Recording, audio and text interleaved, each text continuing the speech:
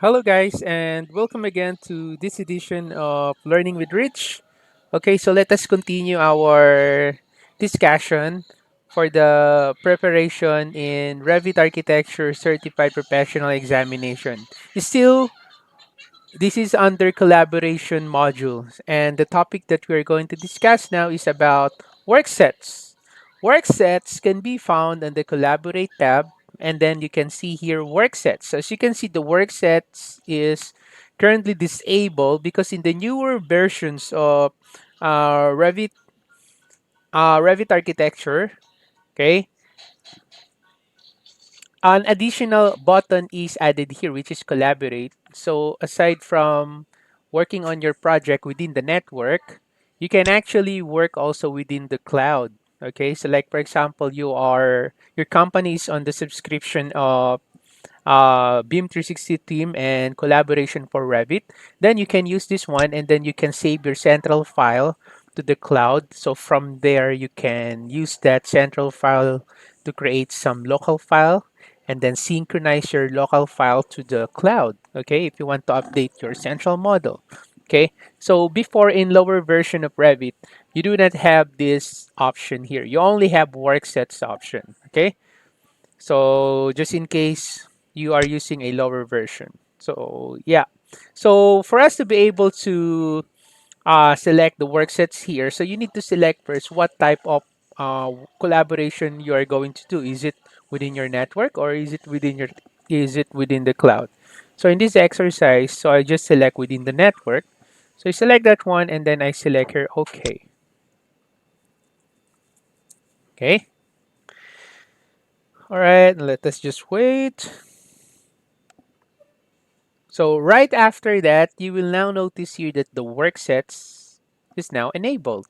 So I'm going to select the work sets here. And then you will now see here that I have two default work sets. Shared levels and grids. The other one is work set, which is owned by me. Okay. So you better take note of this one.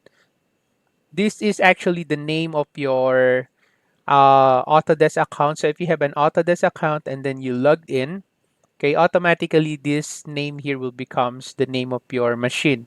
It will also modify your name here, like this one.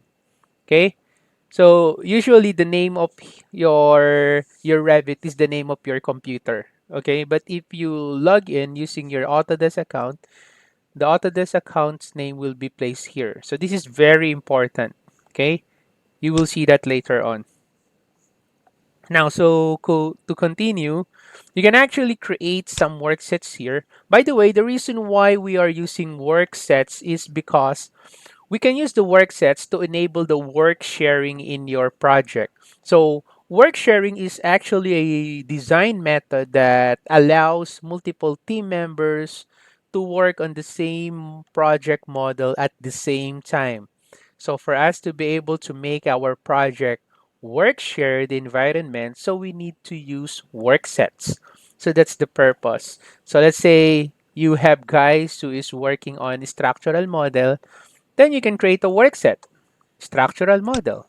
Like for example, structural. Okay. This default work set here, you can actually rename this. You can click that and then you can rename. Let's say architectural. Okay. So that's it.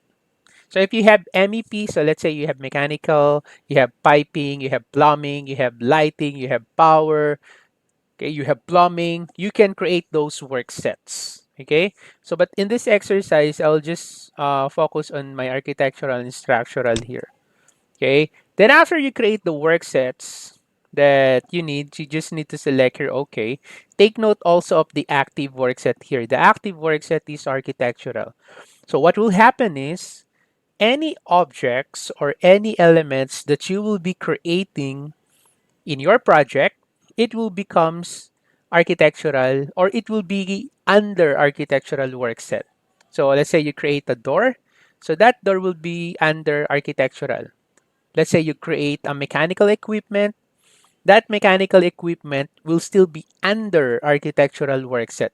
So regardless of elements, okay, the active work set will be that particular element's work set if you created an element. Okay, so it's just like a current layer in AutoHUD. So any lines or circles that you created, it will be placed under your current layer, right? Okay, so I'll just select here, okay. I'll just select yes, it's okay. Then the next thing that we can do here now is I'm going to select here my 3D view, for example, and then I'm going to select all of these elements. So let's say all of these elements, I want this to be placed under my architectural work sets. So I'm going to select the elements, open my properties. So it's my properties. Okay, so as you can see, my elements here, they are already under the work set. Okay, they are all under the work set architectural. Okay, so if I add another element here, my current work set now is structural. The active work set is structural. Okay, take note that you can also change from here your current or your active work set.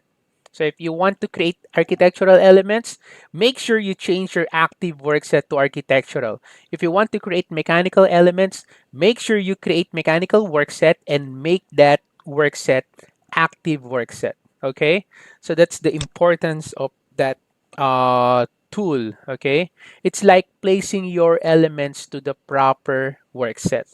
Okay, so after that, the next thing that we're going to do is we are preparing the central model. So we need to save this central model to the server where our other team members will be able to access the elements from the server. Okay, so what we're going to do, we are now going to save this model as a central model. When you say central model, that is actually the master file of your project, wherein your other team members will be using this central model to create a local copy or local file. Okay, so let's say they created an element to their local file, they can actually synchronize that back to the central file. Okay. Now to create a central file, so after you create your work set up your elements. So you just need to save it. Okay, and then you can see now this one. This is the first time that the project has been saved since work sharing was enabled. So this project will therefore become the central model. So do you want to save this project as a central model? Of course, yes. So I select yes. Okay, and automatically this model will be saved to your server. Make sure it's on the server. You can save as, it's okay. You can select save as, and then you can save to your server. Okay, so this is now my central model. Okay, so this is now my central model.